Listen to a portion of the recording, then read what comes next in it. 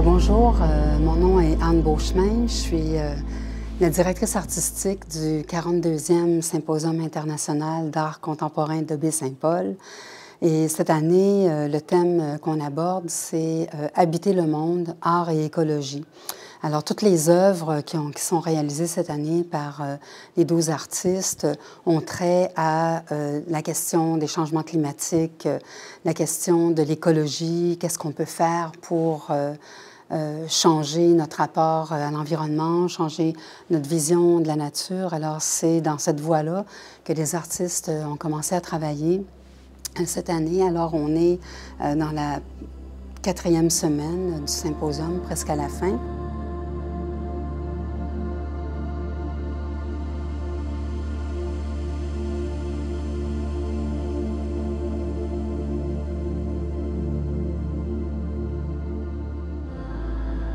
Alors, ici, on est dans l'atelier de Adam Basanta, qui est un artiste qui consacre une partie de sa production au recyclage, à la question du recyclage, qui est un des traits caractéristiques de notre époque, avec toute la production de biens de consommation, tout le transfert de marchandises. Il y a énormément de matériel qui se déplace d'une partie à l'autre de la Terre. Et alors, ça fait beaucoup de matériaux qu'on recycle maintenant. Alors, il a décidé de se servir des matériaux de recyclage pour construire comme une sorte de monument qui emprunte à des éléments d'architecture. Et ce monument, il est réalisé à partir de blocs qu'il fabrique lui-même à partir de différents matériaux, du carton, des canettes, du plastique, du styrofoam, et avec lesquels il fait comme des blocs. Et avec ces blocs, il construit un mur, mais un mur qui va être un peu comme qui se présente un peu comme une sorte de souvenir de ce qu'a été notre époque. Il travaille dans l'idée de ruine aussi, de ce qu'on laisse derrière nous.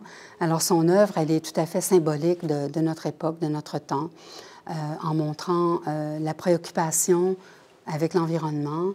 Cette préoccupation-là, il la traduit ici par le biais du recyclage et des matières qu'on transforme pour diminuer la quantité de déchets qu'on produit à notre époque.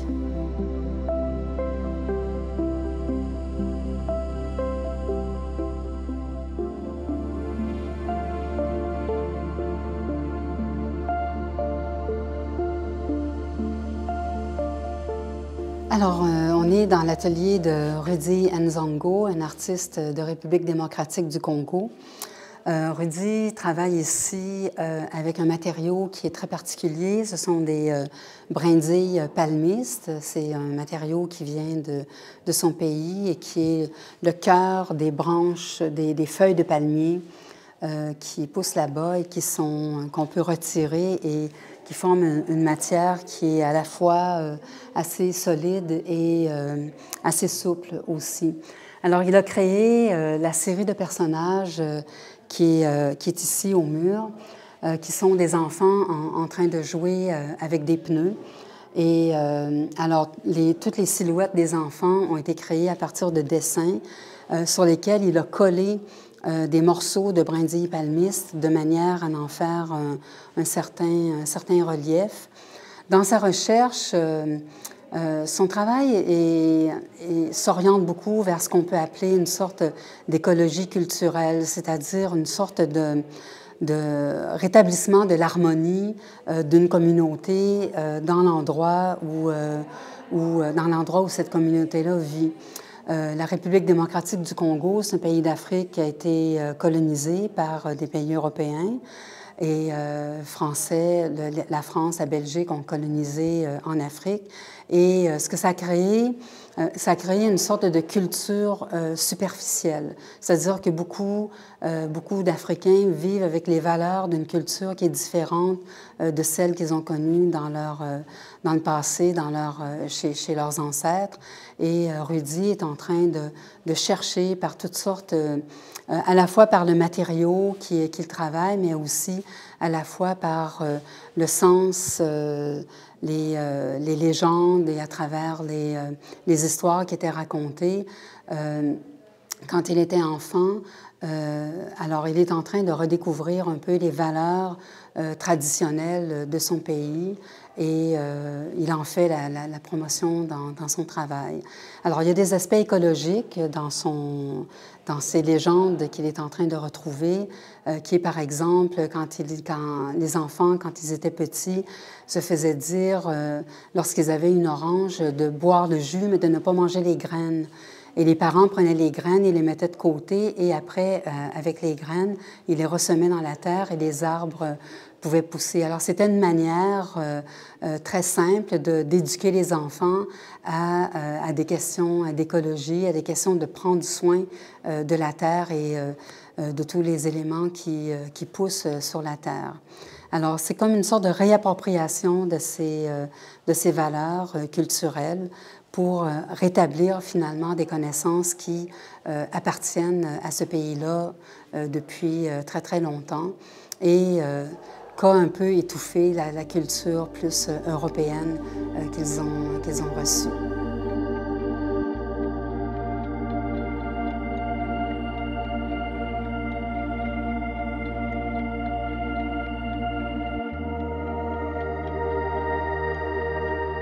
Alors, nous sommes dans l'atelier d'Andréane Hudon, une artiste qui est basée à Saint-Urbain.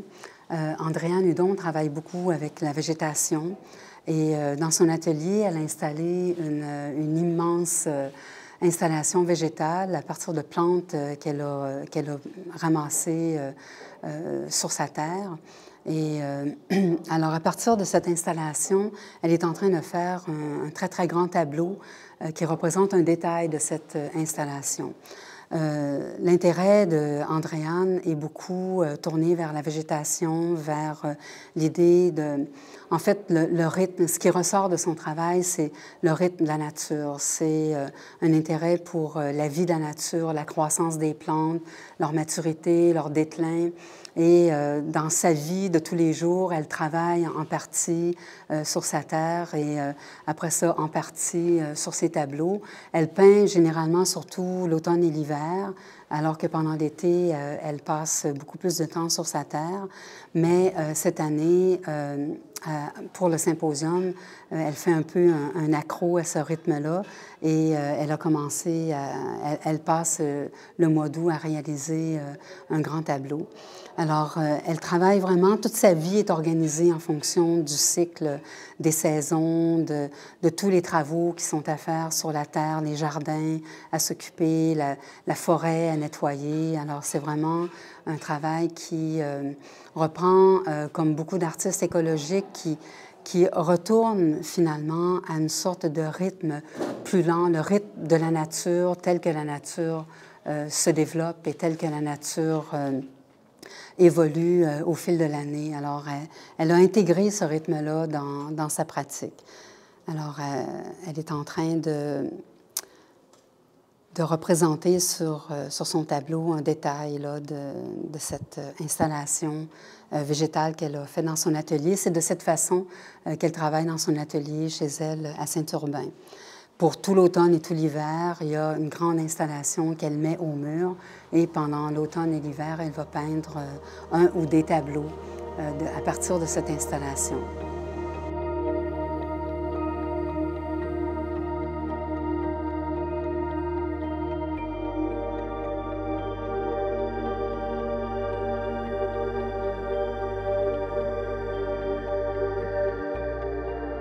Alors, on est dans l'atelier de Léa Boudreau. Léa Boudreau est une artiste qui travaille l'électronique. Et avec l'électronique, elle crée des composants électroniques recyclés. Et avec ces composants électroniques, elle crée des petites créatures qui ressemblent un peu à des insectes. Et puis, parce qu'elles sont, c'est tout petit, ce qu'elle crée, ce qu'elle compose avec ces éléments-là. Et ces petites créatures, soit sont mobiles, soit qu'elles ont un petit hélice qui tourne, ou sinon c'est un son qu'on entend qui roulent, ou sinon elles ont comme des ailes qui tournent. Alors tout son projet tourne autour d'une sorte de relation, d'allusion métaphorique au vivant. Et ces petites créatures qui sont créées sont travaillées, comme je l'ai dit, à partir de composantes électroniques et à partir d'énergie. Elles fonctionnent à partir de l'énergie solaire. Donc, s'il fait un grand soleil, elles vont tourner, les hélices vont tourner plus vite, le son va être plus fort, les ailes vont tourner plus vite. Sinon, s'il y a un nuage qui passe, ça va diminuer, leur énergie va diminuer. Alors, à travers ces petites créatures, elles parlent un peu aussi de notre dépendance aux éléments qui nous entourent. Toute l'énergie qu'on utilise autour de nous pour fonctionner, bien, on est dépendant. On a comme un lien de dépendance envers cette énergie-là. Puis elle rend visible cette dépendance par les petites créatures qu'elle invente avec ses composantes électroniques. Beaucoup de ces composantes viennent de jeux d'enfants qu'elle trouve soit à l'écocentre ou qu'elle trouve sur la rue quand les gens mettent des déchets sur la rue. Alors, elle les prend, les démonte et elle conserve les composantes électroniques qui sont utiles. Alors, son travail fait partie d'une sorte de mouvement aussi qui est assez répandu et qui vise à utiliser des composants recyclés le plus possible et à faire, à partir de ces composants, des sortes d'objets qui sont très simples, mais qui peuvent fonctionner. Alors, son but, c'est de créer ces petits objets qui ont un caractère ludique, mais qui nous rappellent aussi la fragilité par la sorte d'image d'insectes que ça crée. Ça parle aussi de la fragilité du monde dans lequel on vit, de toutes les espèces finalement, qui ont des habitats qui sont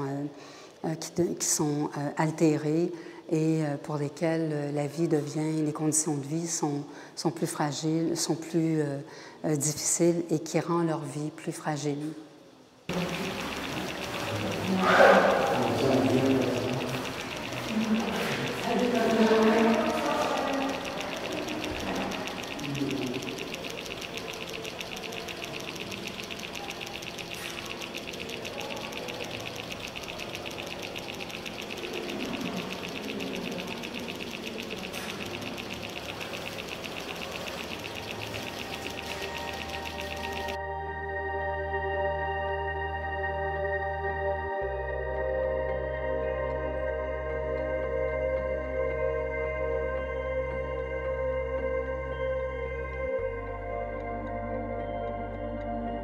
Alors ici, c'est l'atelier de Jeremy Herndale, qui est un artiste de Colombie-Britannique qui vit à Victoria. Jeremy est un peintre et qui s'intéresse beaucoup aux traces que laisse l'humain dans le paysage. Alors, il traite le paysage pas du tout dans le sens d'un paysage, du beau paysage, le beau paysage idéalisé. Ce qu'il cherche, c'est plutôt la cohabitation de la nature et de l'humain dans ses tableaux. Alors, ce qu'il va faire, c'est qu'il se promène dans différents endroits qu'il visite. Et puis, comme ici, à Baie-Saint-Paul, il s'est promené dans la ville et il choisit certains endroits qui l'intéressent justement parce qu'on voit cette empreinte d'une présence humaine dans un paysage. Alors ici, à ma gauche, c'est un tableau qu'il a peint en dessous du pont à Baie-Saint-Paul, le pont qui mène à la route 362. Alors, ce qui l'a intéressé, c'est la présence à la fois d'une végétation qui est un peu sauvage et des graffitis qui ont été peints par des gens qui ont été sous le pont et qui ont décidé de faire des graffitis sur le pilier du pont. Juste à côté, ici, il y a un pot de fleurs qui est peint et les vraies fleurs qui sont à côté. Ces fleurs, elles ont été cueillies le long de la rivière du Gouffre à l'endroit où il y a eu les inondations l'année dernière. Et il a choisi ces fleurs pour montrer la résilience de la nature. La nature qui est fortement attaquée maintenant par notre mode de vie, par toutes sortes de problèmes, enfin, toute notre manière de traiter le territoire en défaisant beaucoup d'aspects qui sont naturels, en attaquant finalement le territoire dans son organisation. Alors, il a décidé de prendre ces fleurs-là pour montrer la résilience de la nature, c'est-à-dire la force de la nature qui surmonte finalement des obstacles qui sont créés soit par des événements météo ou soit par l'action humaine. Alors, à côté, il a peint le tableau de ces fleurs et on voit que le pot de fleurs, il est placé très, très au bord de la table. C'est pour montrer aussi l'aspect de fragilité dans lequel la nature se trouve en ce moment. Alors, il y a comme à la fois un aspect dans son travail, un aspect d'exprimer la fragilité de la nature à notre époque et dû à toutes les activités humaines qu'on mène dans le paysage, dans le territoire, dans la nature, et en même temps de montrer aussi le côté résilient de la nature.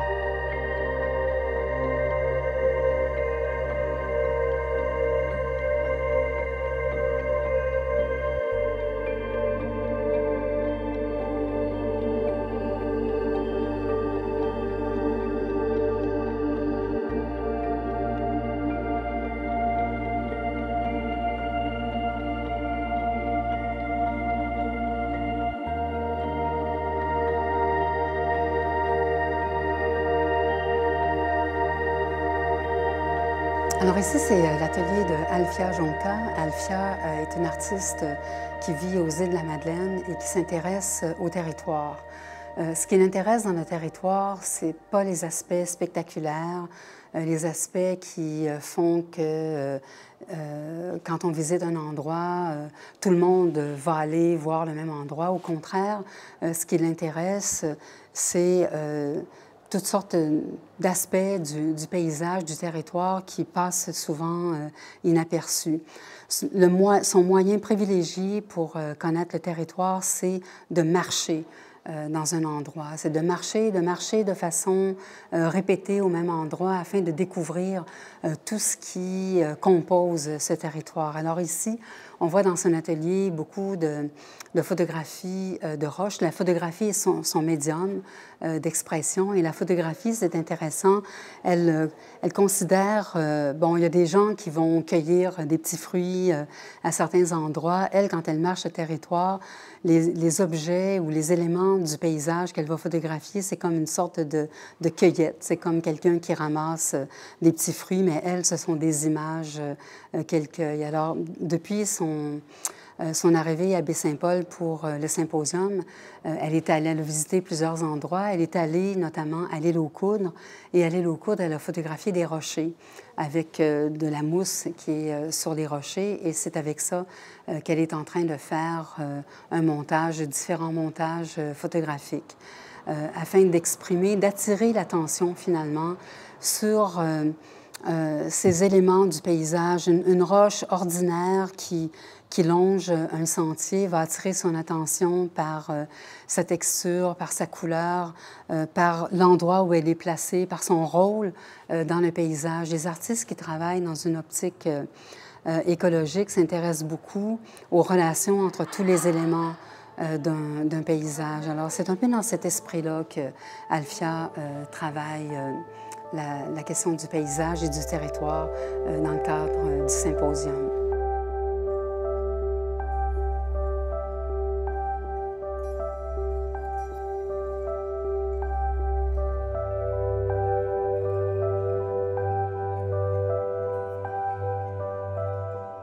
Alors, on est dans l'atelier d'Élisabeth Perrault. Élisabeth Perrault, c'est une artiste de Montréal qui travaille le textile et la céramique. Alors, au symposium, elle travaille à partir de ce qui a été sa source d'inspiration. C'est un tableau du 19e siècle très connu qui s'appelle Ophélia et qui représente une jeune femme qui est étendue dans un étang et qui est entourée de fleurs. Et ce qu'Élisabeth travaille à partir de ce tableau, c'est des objets, un corps de femme, entre autres, mais qui est en différentes parties en ce moment, qui est fait à partir de tissus dans lesquels il y a des motifs de fleurs. Et elle a créé aussi, à partir de pétales qu'elle a faits en grès qui ont été cuits dans un four à céramique, elle a réalisé un bouquet de fleurs de céramique qui représente, en fait, elle travaille beaucoup sur la relation entre la femme et la nature qui, dans une approche de plusieurs personnes qui sont intéressées par l'écoféminisme, considèrent que la femme, autant que la nature, ont été opprimées. Et à travers son œuvre, elle parle de la fragilité de l'une et de l'autre. Les fleurs qu'elle a représentées en céramique comme des fleurs étant un peu, qui ont trempé dans l'eau, qui sont un peu fragilisées rendues fragiles par leur forme exprime une sorte de fragilité du monde naturel. Alors, c'est à travers différentes figures de la femme, de la végétation, des fleurs, qu'elle explore cette relation qui est très difficile à notre époque entre l'être humain et le monde dans lequel on habite. Le thème du symposium, c'est « Habiter le monde ». Donc, beaucoup de travaux qui sont réalisés ici ont trait à différentes manières, différentes facettes d'aborder le sujet de « Habiter le monde ».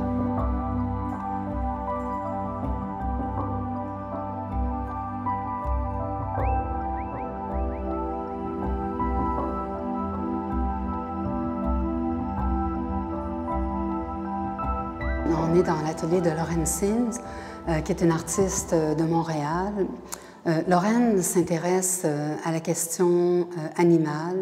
Elle fait de très, très grands dessins à partir de crânes ou d'os qu'elle a étudiés dans différents musées d'histoire naturelle à New York, à Montréal, à Toronto. Et alors, à partir de ces crânes qu'elle installe sur une table, elle installe des lampes qui créent des ombres autour de ces crânes-là. Et ces ombres-là, c'est ce qu'elle dessine, c'est ce qu'elle reproduit dans ses grands dessins, qu'elle travaille de façon très, très minutieuse au crayon avec différentes duretés de mine. Alors, il y a des crayons qui donnent des gris très, très pâles et d'autres, des crayons qui vont donner les ombres très, très foncées. Alors, ce qu'elle évoque, le sujet qui l'intéresse dans ses dessins, c'est une réflexion sur les races, les animaux en voie d'extinction. Alors ici, elle a fait un dessin à partir d'un crâne de beluga, à partir d'un crâne de grizzly et à partir d'une patte de gorille. Alors, ce sont tous des animaux dont l'existence est menacée par les changements climatiques, par toute la transformation de la nature dont on constate les effets à notre époque avec les habitats qui sont détruits, avec les animaux qui manquent de ressources pour survivre. Alors, son choix de décider, sa décision de faire des dessins à partir de crânes d'animaux, c'est pour créer finalement dans ses dessins une sorte de présence et d'absence, c'est-à-dire de nous faire réfléchir ou de rendre sensible ce qu'est la disparition d'un animal dont elle présente uniquement des traces qui sont fantomatiques. Alors, c'est une manière d'attirer notre attention sur le fait qu'il y a énormément d'animaux à notre époque qui s'éteignent ou des races complètes qui disparaissent. Alors, c'est comme une manière de parler de la biodiversité qui est en péril à notre époque à travers ses dessins.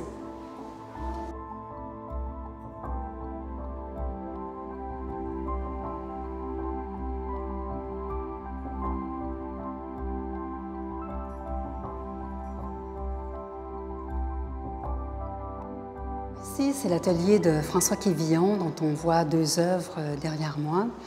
Et François Quévillon est un artiste de Montréal. C'est un artiste multidisciplinaire qui travaille la vidéo, la photographie, l'animation 3, la modélisation 3D.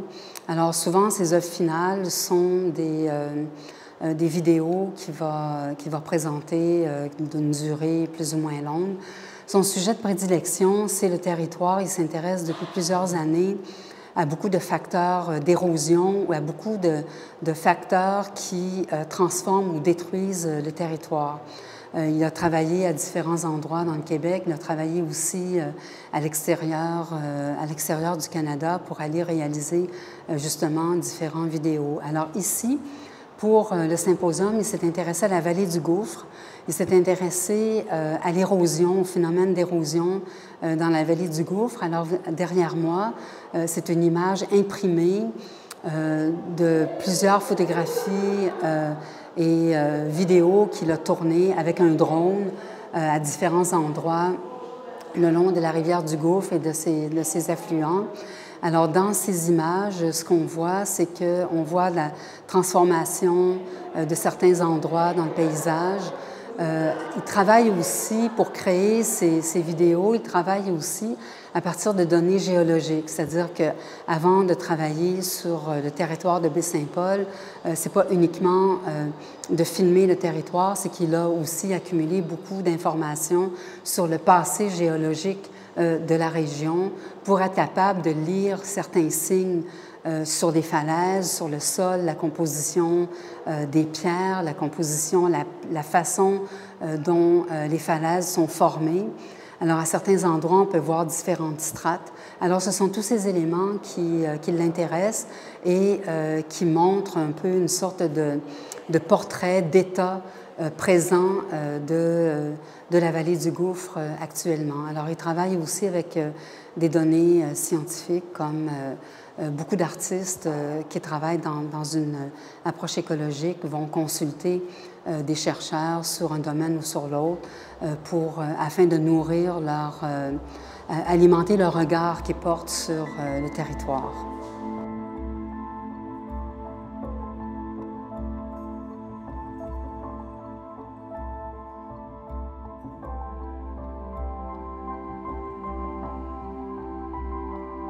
Ici, nous sommes dans l'atelier de Atsuhide Ito. Atsuhide Ito est un artiste japonais établi à Londres et son travail, le travail qu'il présente à Baie-Saint-Paul est fondé sur un trajet qu'il a fait entre Hiroshima et Nagasaki au Japon, au cours duquel un trajet à pied qu'il a fait, un trajet de 448 km qu'il a fait à pied ce printemps entre Hiroshima et Nagasaki au Japon, les deux villes qui ont été bombardées en 1945, qui ont eu une bombe nucléaire. Et dans son sac à dos, il avait un compteur qui enregistre les radiations. Et à toutes les 5 minutes, les radiations étaient enregistrées. Une fois qu'il a eu terminé son trajet, tous ces enregistrements ont été transférés dans un programme qui transmet les données à des instruments qu'il a construits lui-même électroniquement et qui rendent en fait visible la présence de ces radiations dans l'air. Il explique que maintenant, dans cette région-là, le niveau de radiation est un niveau qui est normal. Il y en a un peu partout des radiations sur la Terre et tout est rendu à un niveau normal, donc il n'y a pas de danger pour la vie. Mais ce qu'il a voulu rendre avec son installation, c'est le fait que dans l'environnement, il y a énormément d'éléments qui sont là, énormément de radiations, d'ondes de toutes sortes qu'on ne perçoit pas. et dans un esprit écologique qui est de connaître l'environnement dans lequel on vit, il a voulu rendre visible par cette installation-là la présence de ces radiations à partir de l'exemple de celles qu'il a enregistrées entre Hiroshima et Nagasaki. Alors, les petites machines électroniques qu'il a installées au mur sont liées à des fils qui rejoignent le réseau de fils rouges. Le réseau, la couleur rouge de ces fils, ce rouge est appelé au Japon un rouge atomique, le rouge d'une explosion atomique. Et les fils noirs qui pendent incarnent un peu la pluie noire qui tombe après une explosion atomique. Alors, à travers toute son installation, il parle de l'environnement, il parle de la vie, il parle de la vie qui meurt et qui naît, avec les branches qu'il a récoltées ici en prenant ses marches le matin dans des boisés de Baie-Saint-Paul. Il a recueilli ces différentes branches qui sont comme des sortes de témoignages de la vie végétale, mais qu'il a enroulées d'une sorte de bandage, en tout cas, pour signaler le fait que la nature, il faut en prendre soin et que c'est comme ça que le monde va pouvoir, que la Terre va pouvoir continuer. Alors, c'est un projet qui est très symbolique dans beaucoup de ses aspects, mais qui en même temps s'adresse à notre perception, c'est-à-dire le fait qu'on prenne conscience que dans l'air qui nous entoure, il y a énormément de choses qui nous entourent et qu'on ne voit pas. Alors, il rend visible ce qui est invisible dans notre environnement.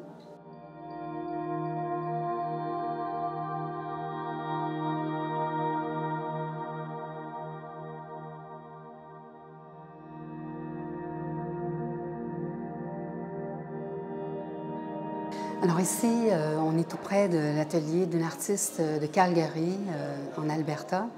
Son nom est Morgan Postberg. Son nom d'artiste est Lagomorph, qu'on voit écrit ici. Alors, elle travaille pour le symposium, elle travaille à partir de récits. Elle veut récolter auprès des gens qui la visitent des récits de ce que les changements climatiques ont changé pour eux et pour elle. Et alors, elle travaille à partir de récits que les gens lui racontent. En fait, elle demande aux gens de lui parler de ce que les changements climatiques ont provoqué dans leur vie, de ce qu'ils ont remarqué dans leur environnement et tout. Alors, elle s'est fait raconter différentes choses, notamment sur le fait que ici, dans la région, maintenant, les petits fruits arrivent tous en même temps, c'est-à-dire qu'il y a des fraises, des framboises, des bleuets qui avant étaient dans des séquences décalées dans le temps au fil de l'été, maintenant qu'on peut les cueillir en même temps. Donc, c'est un signe de changement que dans la température, dans les conditions dans lesquelles se développent les petits fruits, qu'il y a eu des changements puisque maintenant, ces fruits arrivent en même temps. Elle s'est fait raconter aussi le fait que à l'Halloween, c'est un parent qui racontait ça, que quand il était petit, à l'Halloween, c'était toujours la question de mettre le costume d'Halloween en dessous du manteau d'hiver parce que à l'Halloween, le 30 octobre, il faisait froid. Alors que les enfants, maintenant, peuvent plus facilement mettre uniquement leur costume d'Halloween ou le mettre par-dessus un manteau qui est plus petit parce que la température est plus chaude. Donc, un autre signe du changement de climat, du changement de température à notre époque. Alors, ce qu'elle a réalisé dans son atelier, elle travaille des encres qu'elle fabrique elle-même à partir de plantes, à partir d'insectes, elle peut aussi prendre un tuyau en cuivre. Les tuyaux en cuivre qui sont oxydés sont recouverts d'une pellicule verte qu'elle gratte et avec laquelle elle fait des couleurs qu'elle va étaler, qu'elle va mélanger avec de l'eau et un autre produit et qu'elle va étaler sur des feuilles de papier. et avec ses feuilles de papier, elle va les découper et après, elle en fait des montages. Alors, dans les deux montages qu'elle a faits, on voit une figure qui est en train de cueillir des champignons, parce que là aussi, ce qu'elle s'est fait raconter, c'est que la cueillette des champignons est arrivée à un moment qui est inhabituel ou qu'elle dure plus longtemps. Alors, en fait, elle essaie, à partir des récits qu'elle se fait raconter par les gens d'ici, elle met en image ces changements qui sont observés et constatés par les gens, et elle le fait à partir de matériaux qui sont naturels. Et ça, elle rejoint beaucoup en cela la pratique de beaucoup d'artistes écologiques qui ont abandonné des produits qui sont des produits picturaux qui sont industrialisés, fabriqués en industrie ou fabriqués en manufacture pour fabriquer elle-même son propre matériel de peinture à partir d'éléments, de matériaux qui sont naturels, qu'elle prélève elle-même dans la nature et qu'elle fabrique elle-même.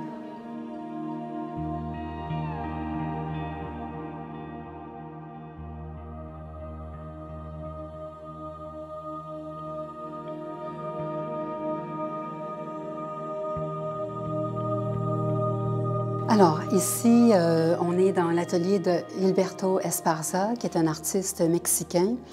Il s'intéresse beaucoup à la question de l'eau, à la question de l'eau qui est des rivières, des lacs qui sont pollués. Et il a construit ici au symposium une maquette d'un procédé qui est un procédé qui était utilisé il y a longtemps au Mexique et que lui a adapté à la question des problèmes de l'eau en ce moment. Là. Cette installation qui est derrière moi, c'est une construction qui sert à purifier et à assainir des eaux qui sont polluées. Alors, ça se fait à partir de plantes, ça se fait à partir d'enzymes qui sont récoltées dans le fond des lacs et qui ont des propriétés curatives, c'est-à-dire qui ont des propriétés de nettoyer les cours d'eau de leurs polluants, nettoyer les cours d'eau de tout ce qui rend l'eau non toxique et qui peut rendre parfois très malade des communautés qui vivent près de ces cours d'eau. Alors, ça fonctionne avec de l'eau, une pompe, des plantes qui sont ici. C'est une maquette, donc ce n'est pas des vraies plantes, mais dans la réalité, cette maquette-là peut être reproduite en 4 fois plus grand et être installée sur un lac. Et alors, tout le principe vient, l'eau est pompée du lac et elle passe à travers le centre qui est ici. Et dans le fond, tous les contenants sont des biofiltres. Et dans les biofiltres, il y a des plantes qui ont des vertus, dont les racines ont des vertus d'assainissement de l'eau. Alors, c'est comme ça que cette installation fonctionne. Et son but, c'est vraiment de nettoyer les cours d'eau de toutes leurs toxines pour que les cours d'eau deviennent aptes à nourrir comme il faut les populations qui vivent autour. C'est une technique qui est ancestrale au Mexique. C'est une sorte de culture qui se fait sur des plans d'eau. C'est une technique ancestrale que Gilberto Esparza a adaptée à notre époque avec des plantes qui sont destinées à purifier l'eau. Alors, c'est ce qui complète la tournée du 42e symposium qui portait sur le thème « Habiter le monde, art et écologie ». Alors, on voit à travers tous les ateliers qu'on a vus que chaque artiste a abordé la question soit de notre manière d'habiter le monde ou la question des changements climatiques, ce qui change dans notre environnement ou encore dans l'environnement physique. Tous les artistes se sont intéressés à différents aspects de notre rapport au monde, du lieu qu'on habite, du territoire qui nous entoure et la question des habitats, des animaux ou des conditions dans lesquelles se développe la végétation. Alors, c'est une manière de s'intéresser à un problème qui est extrêmement important à notre époque, qui est celui des changements climatiques. Et par toutes ces œuvres, les artistes souhaitent rendre concret, rendre tangible en donnant des images de ces changements qui nous entourent pour leur donner un caractère moins abstrait et plus sensible.